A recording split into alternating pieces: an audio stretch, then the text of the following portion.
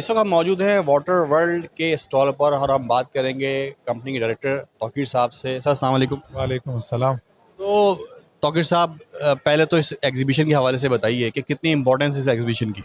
ये हर साल एक एक हर साल में एक दफ़ा ये वाटर एक्सपो होती है। इसमें सारी water treatment companies with all equipments और सोल्यूशन के साथ आती हैं। इस बार ये कि कोविड के बाद दो साल बिल्कुल बंद रहा सब कुछ। 2 साल के बाद अभी कोविड के बाद एग्जीबिशन स्टार्ट हुई, तो वाटर एग्जीबिशन ये 3 साल बाद हो रही है। तो 3 साल बाद के बाद बहुत अच्छा है कि अपॉर्चुनिटी है कि जी आप अपनी प्रोडक्ट का डिस्प्ले करें और अपनी सोल्यूशंस का डिस्प्ले करें कि जी what we are offering to the industries and to the market. अल्हम्दुलिल्लाह अभी तक रिस्पांस बहुत अच्छा है। उम्मीद है कि भी नेक्स्ट डे कल का अवेलेबल है, तो कल भी उसका इसी तरह रिस्पांस होगा जैसा 2 दिन का था।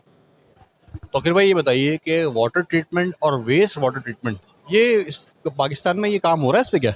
सर पानी पाकिस्तान में होते ही एब्सोल्यूट होता जा रहा है। Ultimately you have to go for the recycling. आपकी बात काट रहा हूँ मैं, पानी होगा तो ट्रीटमेंट होगी ना। ट्रीटमेंट पानी को आपने कंजर्व करना है। पहली तो है कि पानी जितना है उसी को रिसाइकिल करना है। टेक्सटाइल इंडस्ट्री, बड़ी टेक्सटाइल इंडस्ट्री 5 से 6 लाख गैलन पानी डिस्पोज ऑफ करती थी रोज़ाना बाहर।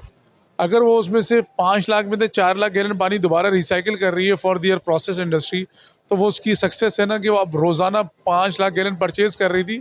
और जैसे आप वाली बात है कि 5 लाख उसको मिलता ही नहीं था, तो वो कहता है मैं 5 लाख अब किसी तरह एक दफ़ा ले आऊँ, उसमें से 4 लाख रिसाइकिल करता रहूँ। अल्टीमेटली उसको एक सर्टेन पार्ट उसका रिसाइकिल होता रहेगा और वो अपनी इंडस्ट्री को चलाता रहेगा। अल्टीमेटली कराची के लिए specially water recycling is the only solution for the future. Otherwise अगर हम लोग ने अभी अगर इंडस्ट्री ने इस पर नहीं वर्किंग की, तो इंडस्ट्री के लिए अगले 5 साल बाद सर्वाइवल का इशू हो जाएगा।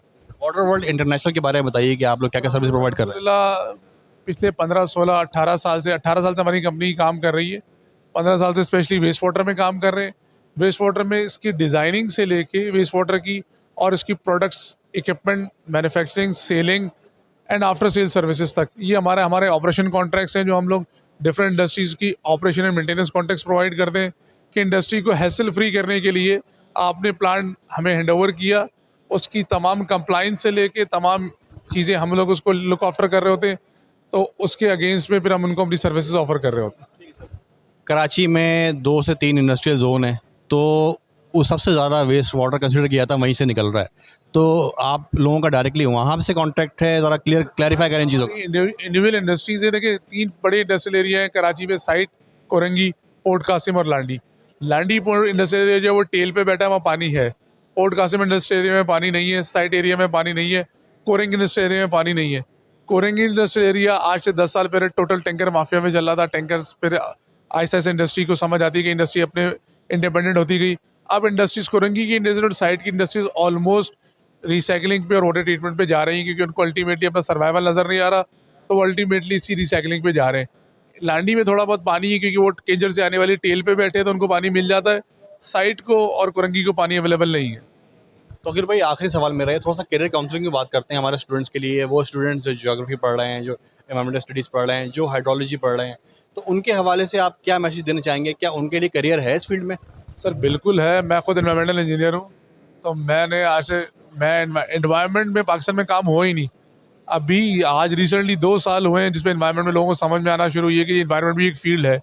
बट मेरे हर नए आने वाले ग्रेजुएट्स को मैं खुद ये कहता हूँ कि जी आप पेरेंट टेक्नोलॉजी को छोड़ के अब नई टेक्नोलॉजी है एनवायरनमेंट टेक्नोलॉजी पे वर्किंग करें। This is not only for water. Environment ultimately आपकी एयर पोल्यूशन पे जाना है। एयर आज आप रो रहे हैं पानी पे, आज से 2 साल बाद आप रोएंगे कि हमारा एयर पोल्यूशन पोल्यूट हो गई है, हमें उस पर भी काम करना है। तो इन्वायरमेंटल पोल्यूशन पे और हाइड्रोलॉजी, दोनों चीज़ें फ्यूचर ही पाकिस्तान का 2 ही है, या पानी या पावर और तीसरा इन्वायरमेंट।